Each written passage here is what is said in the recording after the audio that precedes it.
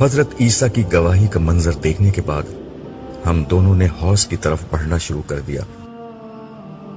میں نے راستے میں صالح سے پوچھا، حضرت عیسیٰ نے جو سفارشی کلمات کہے تھے، یعنی اگر تو انہیں بخش دے تو تو غالب اور حکمت والا ہے، کیا ان الفاظ کا کوئی اثر نہیں ہوا؟ تم نے جواب میں اللہ تعالیٰ کی بات نہیں سنی تھی کہ آج سچوں کو ان کی سچائی ہی نفع پہنچائے گی؟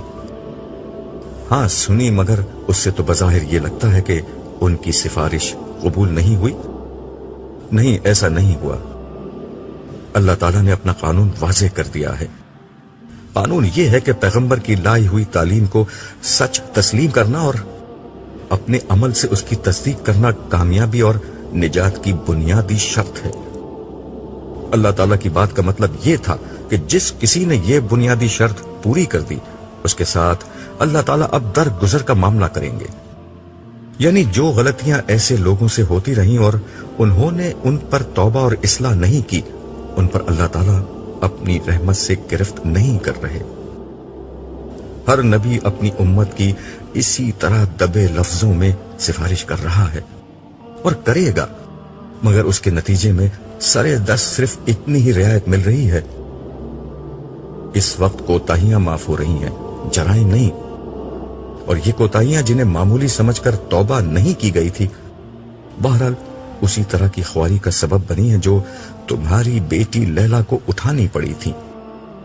باقی جن لوگوں نے ہمہ وقت ایمان و عمل، صالح اور توبہ اور اصلاح کا مستقل رویہ اختیار کیے رکھا، وہ تو اول وقت ہی سے عافیت میں ہیں، اور جن لوگوں نے مستقل نافرمانی اور بڑے گناہوں کی راہ اختیار کی، وہ اس وقت بدترین سختی کا شکار ہیں۔ یہ گفتگو کرتے ہوئے ہم ایک ایسی جگہ آ گئے جہاں فرشتے لوگوں کو آگے بڑھنے سے روک رہے تھے۔ صالح میرا ہاتھ تھامے ان کے قریب چلا گیا۔ اسے دیکھتے ہی فرشتوں نے راستہ چھوڑ دیا۔ ہم ذرا دور چلے تو ایک جھیل سی نظر آنے لگی۔ اسے دیکھتے ہی صالح بولا، یہی حوض کوثر ہے۔ میں نے کہا، مگر یہاں رسول اللہ صلی اللہ علیہ وسلم تو نہیں؟ وہ آگے کی طرف ہیں، ہم دوسری سمت سے داخل ہوئے ہیں۔ میں تمہیں اس کا تفصیلی مشاہدہ کرانا چاہ رہا تھا، اسی لیے یہاں سے لایا ہوں۔ صالح کی بات پر میں نے غور کیا تو معلوم ہوا کہ یہ عام معنوں میں کوئی حوض نہیں ہے۔ میں نے قدرے تعجب کے ساتھ صالح سے کہا، یار یہ تو جھیل بلکہ شاید سمندر جتنا بڑا ہے، جس کا دوسرا کنارہ مجھے نظر ہی نہیں آتا۔ ہاں یہ ایسا ہی ہے، تم دیکھ نہیں رہے کتنے سارے لوگ اس کے کنارے کھڑے پانی پی رہے ہیں؟ اگر کوئی چھوٹا موٹا حوض ہو تو فوراً ہی خالی ہو جائے گا۔ اس نے ٹھیک کہا تھا، یہاں ہر جگہ بہت سارے لوگ موجود تھے۔ ویسے پچھلی دنیا میں بھی رسول اللہ صلی اللہ علیہ وسلم کے ارشادات سے مجھے اندازہ تھا کہ یہ عام سا حوض نہیں ہوگا، بلکہ کوئی سمندر ہوگا۔ بلکہ حضور کے ارشادات سے مجھے خیال ہوتا ہے یہ وہی جگہ ہے جہاں پچھلی دنیا میں عرب و افریقہ کو جدا کرنے والا بحر احمر یعنی ریڈ سی بہتا تھا۔ میں نے اپنے اس اندازے کا اظہار صالح سے کیا تو وہ بولا، بڑی حد تک یہ اندازہ ٹھیک ہے۔ زمین پھیل کر گرچہ بہت بڑی ہو چکی ہے، مگر یہ کم و بیش وہی جگہ ہے۔ اس کا مطلب ہے کہ میدان حشر سرزمین عرب میں برپا ہو رہا ہے۔ ہاں تمہارے اندازے ٹھیک ہیں۔ میں خاموشی سے سوچنے لگا، کیسا وقت تھا وہ جب دنیا آباد تھی، لوگ اس وقت دنیا کے ہنگاموں میں گم تھے۔ کاش انہیں اندازہ ہو جاتا کہ اصل دنیا تو موت کے بعد شروع ہونے والی ہے۔ اللہ تعالیٰ نے اپنے انبیاءوں کو بھیج کر پچھلی دنیا میں طرح طرح سے لوگوں کو سمجھایا، مگر لوگ مان کر ہی نہیں دیے۔ پھر اللہ نے ان انبیاء میں سے کچھ کو منصب رسالت پر فائز کر دیا۔ یہ رسول نہ صرف لوگوں کو صحیح راستے کی طرف بلاتے، بلکہ اس سے ایک قدم آگے بڑھ کر لوگوں کو متنبہ کر دیتے کہ ان کی بات نہیں مانی گئی تو اللہ تعالیٰ قیامت سے قبل ہی اس قوم پر اپنا عذاب بھیج دے گا، جس سے صرف ماننے والے بچائے جائیں گے۔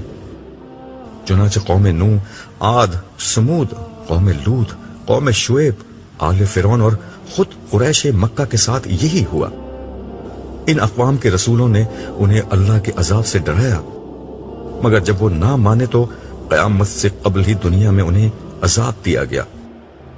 قوم سمود اور قوم شعیب کو ایک کڑک سے، قوم لوط کو پتھر والی ہوا سے اور کفار مکہ کو مومنوں کی تلواروں سے ختم کیا گیا، اور اہل ایمان کو بچا کر زمین کا اقتدار انہیں دے دیا گیا۔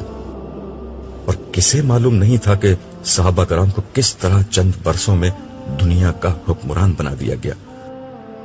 یوں سزا و جزا کا ایک دنیاوی نمونہ اس طرح قائم کیا گیا کہ کوئی شخص بھی اس کا انکار کرنے کی طاقت نہیں رکھتا۔ پھر بھی لوگوں نے اس دن کی تیاری نہیں کی۔ سب سے بڑھ کر اسی مڈل ایسٹ کے علاقے میں جہاں آج حشر برپا ہے، 4000 برس تک آل ابراہیم کی شکل میں ایک قوم کے ساتھ مستقل سزا و جزا کا معاملہ کیا گیا۔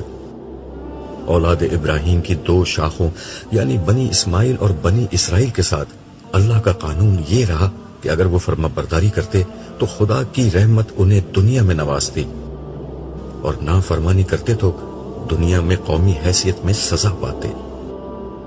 بنی اسرائیل کو اپنی تاریخ میں اپنے جرائم کی پاداش میں 2 دفعہ عظیم تباہیوں کا سامنا بطور سزا کرنا پڑا۔ ایک دفعہ عراق کے بادشاہ بخت نصر کے ہاتھوں اور دوسری دفعہ رومی جنرل ٹائٹس کے ہاتھوں ان پر تباہی نازل کی گئی۔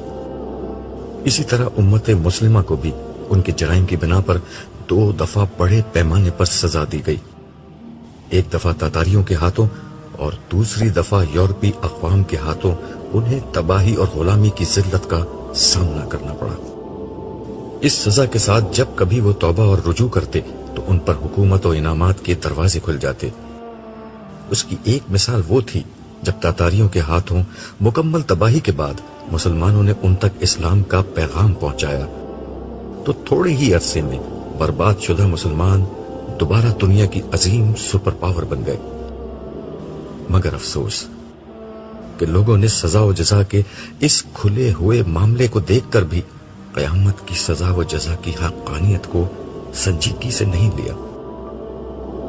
بے اختیار میرے منہ سے ایک ٹھنڈی آہ نکلی اور میں نے کہا، میرے رب تو نے سمجھانے میں کوئی کسر نہیں چھوڑی، مگر انسان بڑی ہی ڈھیٹ مخلوق تھا، اسی لیے اسے آج کا یہ تلخ دن دیکھنا پڑ رہا ہے۔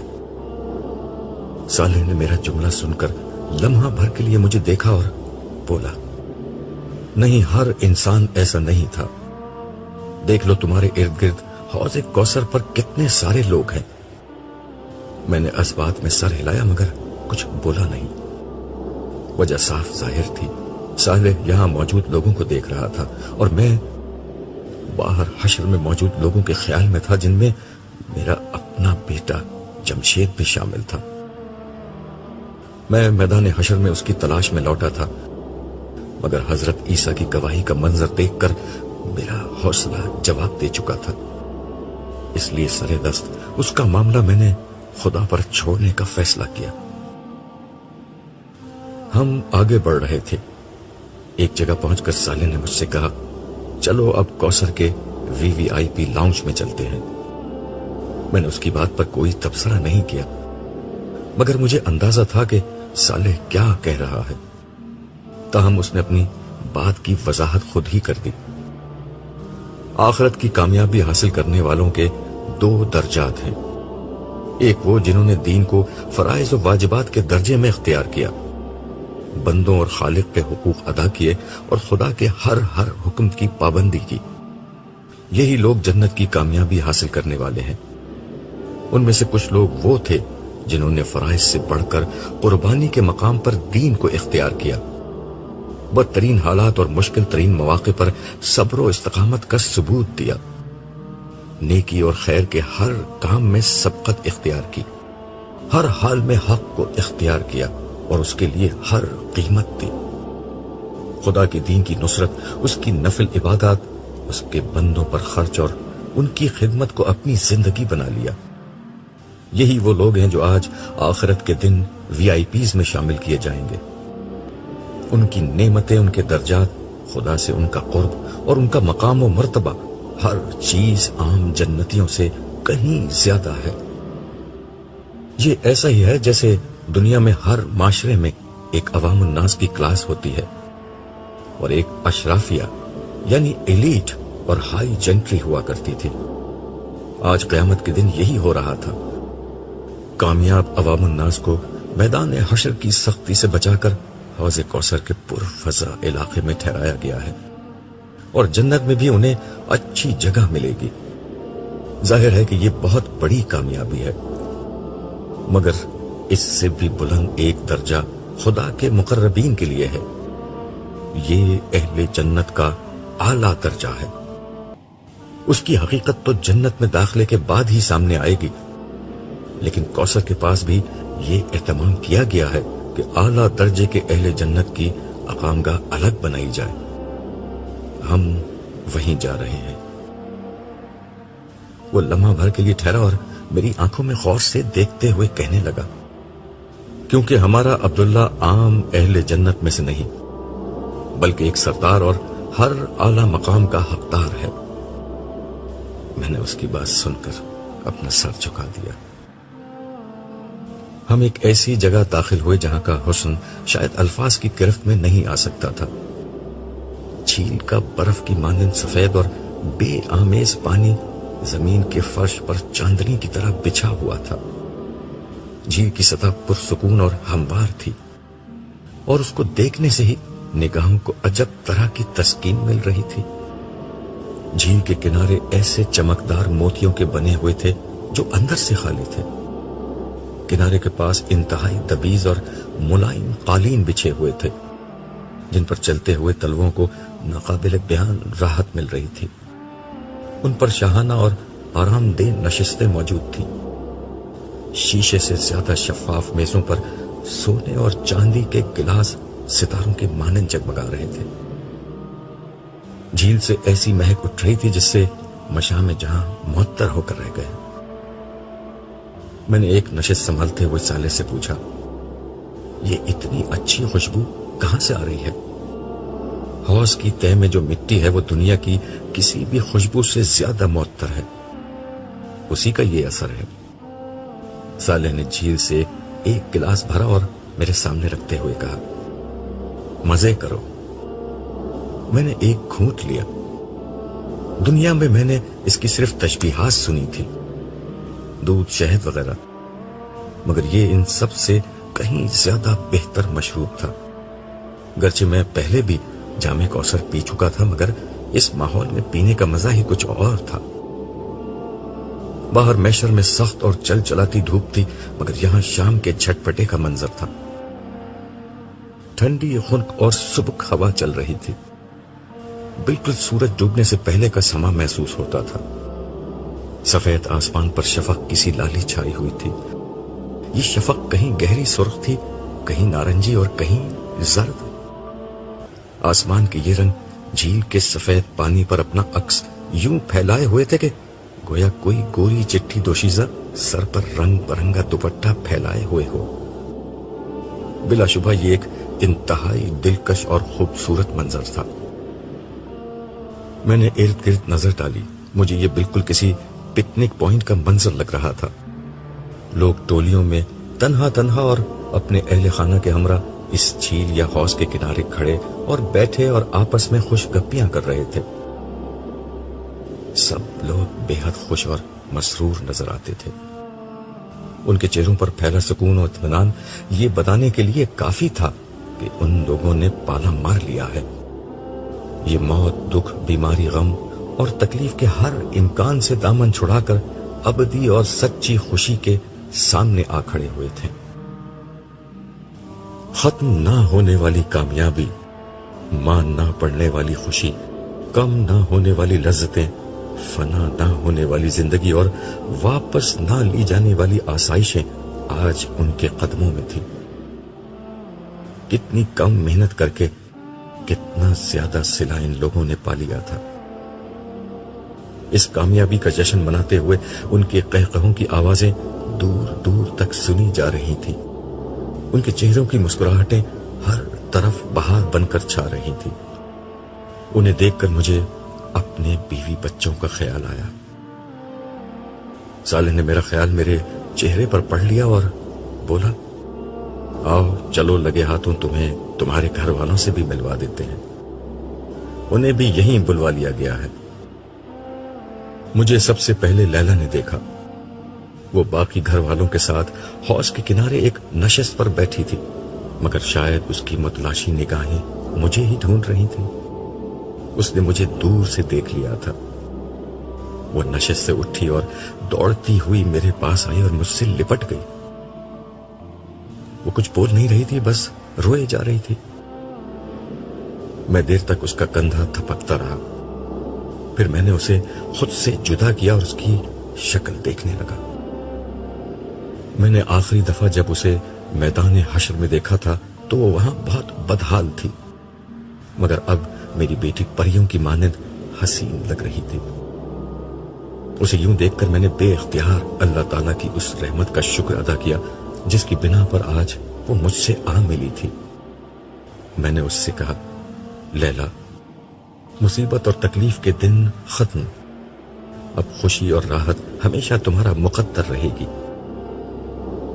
اتنے میں باقی لوگ بھی میرے پاس آ چکے تھے۔ میری دیگر دو بیٹیاں عارفہ اور عالیہ دونوں ہمیشہ کی طرح خوبصورت لگ رہی تھیں، جبکہ میرا چھوٹا بیٹا انور اپنی ماں کا ہاتھ پکڑے کھڑا تھا۔ میں نے سارے بچوں کو گلے لگایا، پھر ان سے کہنے لگا، میرے بچوں، مجھے تم پر فخر ہے۔ تم نے دنیا کی رنگینیوں کے اوپر اپنے رب کے وعدوں کو ترجیح دی۔ تم نے حقیر دنیا کے عارضی فائدوں کو چھوڑ کر ہمیشہ کی زندگی کا انتخاب کر لیا۔ آج تمہاری ابدی کامیابی کا دن ہے۔ آؤ اس دن کی کامیابی کا آغاز جام کوثر ایک ساتھ پی کر کریں۔ یہ کہتے ہوئے میں قریبی موجود ایک نشست پر بیٹھ گیا۔ باقی لوگ بھی میرے ارد گرد بیٹھ گئے۔ میں نے بیٹھتے ہی لیلا سے کہا، بیٹا میں تمہاری روداد سننا چاہتا ہوں، مگر پہلے انور، عالیہ، عارفہ، تم بتاؤ، تم لوگ خیریت سے اپنی ماں تک پہنچ گئے تھے؟ تینوں نے ایک ہی جواب دیا کہ وہ اول وقت ہی سے محفوظ تھے اور مختلف فرشتوں نے روز حشر کے آغاز ہی پر انہیں بحفاظت عرش کے سائے تلے پہنچا دیا تھا۔ ان کے بعد لیلا بولی، ابو میں نے بہت مشکل وقت دیکھا ہے۔ میں سور کی آواز سن کر جب قبر سے نکلی تو عجیب وحشت کا عالم تھا۔ سب لوگ ایک ہی سمت بھاگے جا رہے تھے۔ اس وقت کسی کے جسم پر بھی کپڑے نہیں تھے، مگر خوف، دہشت اور پریشانی کا عالم یہ تھا کہ کوئی کسی کو نہ دیکھ رہا تھا اور نہ کسی کو اپنی بے حجابی کی پرواہ تھی۔ میں نے آپ سب لوگوں کو بہت تلاش کیا، مگر آپ لوگوں کا کوئی اتا پتہ نہ تھا۔ لاچار ہو کر میں بھی اسی سمت دوڑنے لگی جس سمت سب لوگ بھاگے جا رہے تھے۔ خبر نہیں اس حال میں مجھے چلتے چلتے کتنا وقت گزر گیا۔ لگتا تھا کہ ہر کسی کو ایک منزل پر پہنچنے کا جنون سوار ہے۔ لوگ دہشت زدہ تھے، پریشان تھے، مگر مجبور تھے کہ ایک ہی سمت بھاگتے چلے جائیں۔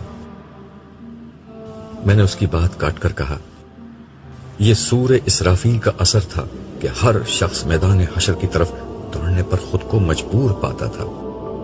لوگ دنیا کے کسی حصے میں بھی تھے، مگر سب کا رخ ایک ہی سمت کر دیا گیا تھا۔ جی ہاں ابو، آپ ٹھیک کہہ رہے ہیں، سب لوگ ایک ہی سمت میں جا رہے تھے۔ چلتے چلتے میرے پاؤں میں چھالے پڑ گئے، ان سے خون نکلنے لگا۔ تھکن سے جسم ٹوٹ رہا تھا، مگر اندر کوئی چیز تھی جو رکنے نہیں دیتی تھی۔ پیاس کے مارے حالت خراب تھی، مگر پانی کا قطرہ تک کہیں نہیں ملا۔ بلا کی گرمی تھی، مگر کہیں کوئی درخت اور سایہ نہ تھا۔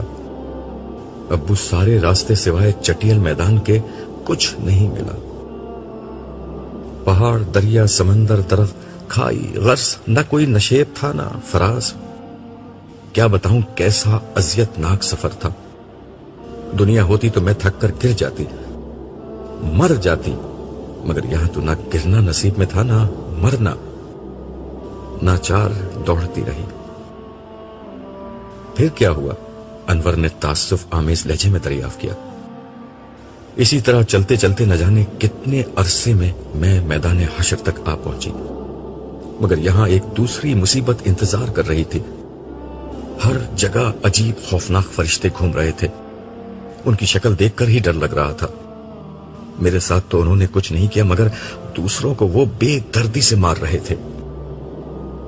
مگر مار پیٹ کا یہ منظر دیکھ کر ہی میری جان نکلی جا رہی تھی. آسماں تمہیں کہاں ملی؟ میں نے دریافت کیا. وہ بھی میدان حشر میں مجھے ایک جگہ روتی پلکتی مل گئی. ابو وہ بڑے ناز و نعم میں پلی ہوئی لڑکی تھی. اس کی حالت دیکھ کر تو میں اپنی پریشانی بھول گئی. اس کے بعد ہم دونوں ساتھ ساتھ رہے کہ کچھ حوصلہ بلند رہے. مگر آپ سے ملنے کے بعد اس کا حوصلہ اور نجات کی امید بالکل دم توڑ گئی. عالیہ نے پوچھا، آخری دفعہ وہ تمہیں کہاں ملی تھی؟ جب سجدے کا حکم ہوا تھا میں سجدے میں چلی گئی. اس وقت وہ میرے برابر میں تھی، مگر وہ سجدے میں نہیں جا سکی. وہ دنیا میں ہمیشہ یہی کہتی تھی کہ اللہ کو ہماری عبادت، ہماری نماز کی کوئی ضرورت نہیں. اگر ہے بھی تو وہ بہت معاف کرنے والا ہے، وہ ہمیں بھی معاف کر دے گا. وہ روزہ یہ کہہ کر چھوڑتی تھی کہ میری خوبصورت جلد خراب ہو جائے گی. تم سجدے سے اٹھی تو وہ کہاں تھی؟ عارفہ نے پوچھا. وہ میرے برابر ہی میں تھی، مگر جب اللہ تعالیٰ نے حکم دیا کہ ہر 1000 میں سے 999 لوگوں کو الگ کیا جائے تو فرشتے اسے گھسیٹتے ہوئے میرے پاس سے لے گئے. پھر مجھے حساب کتاب کے لیے اللہ تعالیٰ کے حضور پیش کر دیا گیا. وہاں کیا ہوا؟ اس دفعہ نائمہ نے دریافت کیا. مجھے تو لگ رہا تھا کہ اب اللہ تعالیٰ میرے نامہ اعمال میرے بائیں ہاتھ میں پکڑا کر مجھے عذاب کے فرشتوں کے حوالے کر دیں گے. مگر میں قربان جاؤں اپنے رب کی رحمت کے، اس نے بڑا کرم کیا. مجھ سے ایمان، عبادات کے متعلق سوالات ہوئے. میں نے بتا دیا کہ میں ہر بات پر ایمان رکھتی تھی اور ساری عبادات بھی کرتی تھی. ہر موٹے موٹے اخلاقی معاملات، صلہ رحمی اور حقوق العباد کا سوال ہوا. میں نے ان کا جواب بھی دے دیا. اس کے بعد مجھے یہ اندیشہ ہوا کہ اللہ تعالیٰ عام زندگی میں کی جانے والی نافرمانی اور گناہوں سے متعلق متعین سوال نہ کر لیں. لیکن اس کے بعد انہوں نے مجھ سے کوئی سوال ہی نہیں کیا. اس پر میں نے کہا، لیلا بیٹا، اگر اللہ تعالیٰ تم سے اگلا سوال کر لیتے تو تم ماری جاتی.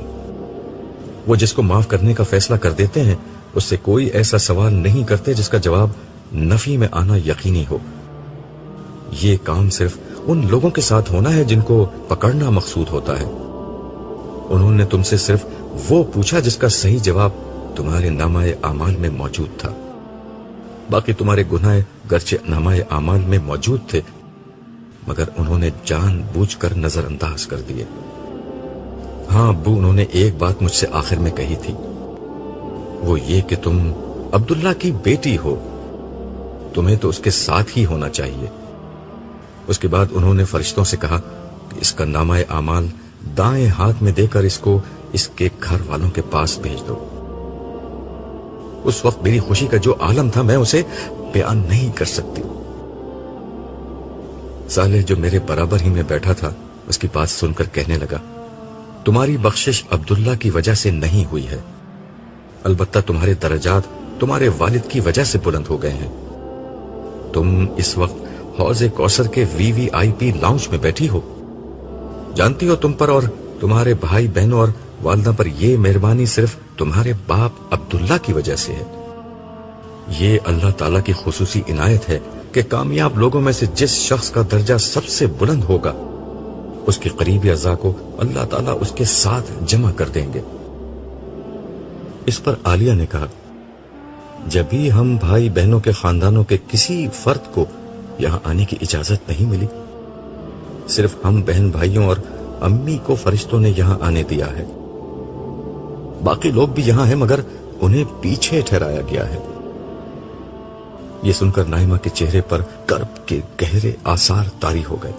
اس کے اندر کی ماں بولی سوائے جمشید کے. یہ بات سن کر ایک خاموشی چھا گئی. آخر انور نے خاموشی کے اس پردے کو یہ کہہ کر توڑا، ابو مجھے تو آپ کے استاد فرحان صاحب کی اس تحریر نے بچا لیا جو میں نے آپ سے اکثر سنی تھی، اس تحریر کو میں نے اپنی زندگی بنا لیا تھا۔ عارفہ بولی، بھائی وہ تحریر کیا تھی؟ ہمیں بھی سناؤ۔ انور نے آنکھیں بند کی اور بولنے لگا، ہمارے دور کے مصلحین لوگوں کے اندر سے ترقی کی اس فطری خواہش کو ختم کرنا چاہتے ہیں، جبکہ خدا ایسا نہیں کرتا۔ وہ یہ چاہتا ہے کہ اس کی خواہش کا رخ دنیا کے بجائے آخرت کی طرف مڑ جائے۔ دنیا کی اشرافیہ اور اہل ثروت گروہ میں شامل ہونے کے بجائے لوگوں میں یہ خواہش پیدا ہو جائے کہ وہ خدا کے مقربین اور جنت کی اشرافیہ میں شامل ہوں۔ آپ پورے قرآن کی دعوت پڑھ لیں، وہ اس کے سوا انسان میں کوئی ذہن پیدا نہیں کرنا چاہتا۔ قرآن کے اولین مخاطبین صحابہ کرام اسی ذہن کے حامل ہستیاں تھیں۔ ابو بکر و عمر کا انفاق، عبد الرحمن و عثمان کی سخاوت اور علی و ابو ذر کی سادگی آخرت پر اسی ایمان کے مختلف مظاہر تھے۔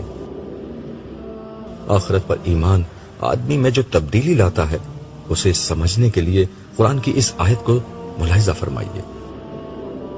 تم لوگوں کو جو کچھ بھی دیا گیا ہے وہ محض دنیا کی زندگی کا سامان اور اس کی زینت ہے، اور جو کچھ اللہ کے پاس ہے وہ اس سے بہتر اور باقی تر ہے۔ کیا تم لوگ عقل سے کام نہیں لیتے؟ بھلا وہ شخص جس سے ہم نے اچھا وعدہ کیا ہو اور وہ اسے پانے والا بھی ہو، کبھی اس شخص کی طرح ہو سکتا ہے جسے ہم نے صرف حیات دنیا کا سر و سامان دے دیا ہو، اور پھر وہ قیامت کے دن سزا کے لیے پیش کیا جانے والا ہو؟ القصص 60 تا 61۔